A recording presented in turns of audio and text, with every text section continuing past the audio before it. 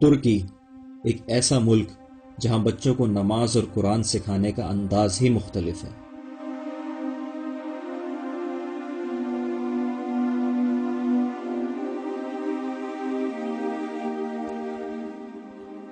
ترکی میں بچوں کی نفسیات کو دیکھتے ہوئے ان کی تربیت کی جا رہی ہے۔ جب بچہ 7 سال کا ہو جاتا ہے تو اسے نماز کی ترغیب دلانے کے لیے مقابلہ منعقد ہوتا ہے۔ اس مقابلے میں یہ اعلان کیا جاتا ہے کہ جو بچہ بھی فجر کی نماز 40 دن تک باجماعت پڑھے گا اسے ایک خوبصورت اور قیمتی بائیسیکل تحفے کے طور پر دی جائے گی۔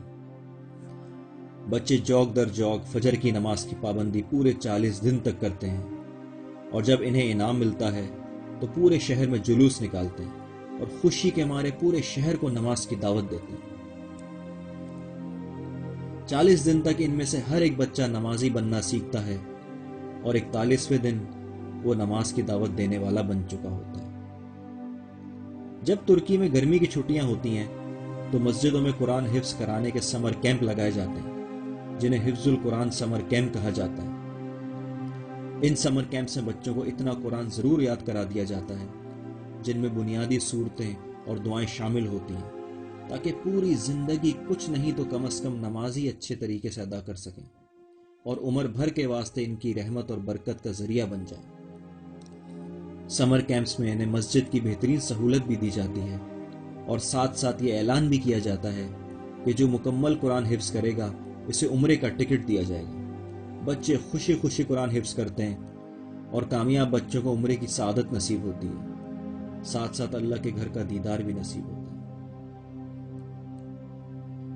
ترکی میں بچوں کی عربک ہینڈ رائٹنگ اچھی کرنے کے لیے اور عربی زبان سے محبت دلانے کے لیے جگہ جگہ خطاطی کا فن سکھانے کے ادارے کھلے ہوئے ہیں۔ وہاں بچوں کو ہاتھ اور کمپیوٹر کی مدد سے عربک کیلیگرافی سکھائی جاتی ہے۔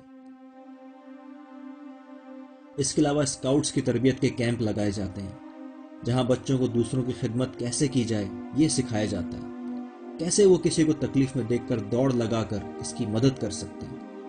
یہ چھوٹے چھوٹے فٹ بال گراؤنڈ ہوتے ہیں جہاں وردی میں کھیلنا ضروری ہوتا ہے۔ کھیل کھیل میں ان کی فزیکل فٹنس بھی ہو جاتی ہے اور ساتھ ساتھ دوسروں کی خدمت کا جذبہ بھی پیدا ہوتا ہے۔ ہر گراؤنڈ میں جوس اور پانی کی مشینیں بھی رکھی ہوتی ہیں تاکہ کسی بچے کی انرجی کم نہ ہو۔ اس کے علاوہ کچھ بچے سوئمنگ کے شوقین ہوتے ہیں، انہیں بہت ہی کم فیس میں سوئمنگ سیکھنے پر موٹیویٹ کیا جاتا ہے۔ ترکی جغرافی اعتبار سے تو ویسے مغربی ممالک کے دہانے پر موجود ہے، لیکن اس کے باوجود وہ لوگ اپنے بچوں کو مغربی کلچر سکھانے کے بجائے نت نئے انداز سے اسلام کی تعلیم دے رہے ہیں۔ یہ ہمارے لیے اس زمانے میں ایک زندہ مثال ہے۔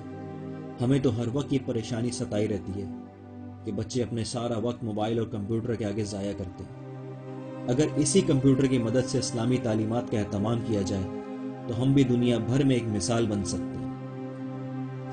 میرے عزیز دوستوں، ترکی وہ ملک تھا کہ جہاں مصطفیٰ کمال اتاترک کے دور میں اتنا ظلم ہوتا تھا، اتنا جبر ہوتا تھا کہ اگر کوئی نماز پڑھتا نظر آ جاتا تو سیکولر لوگ ایکشن میں آ جاتے۔ اللہ کے دین سے محبت کرنے والے لوگ چھپ چھپ کر نماز پڑھتے۔ اس دور میں لوگوں نے ایمان کی شمع روشن کیے رکھی۔ مسلمانوں نے شراب خانے نظر آنے والی جگہوں میں بھی دین پڑھانے کے حلقے جمائے رکھے۔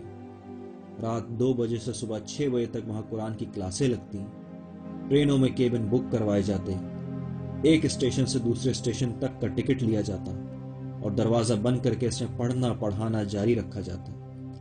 کھیت کھلیان جہاں گھنی فصلیں ہوں، ان کے بیچ میں قرآن کی درسگاہیں جمتی۔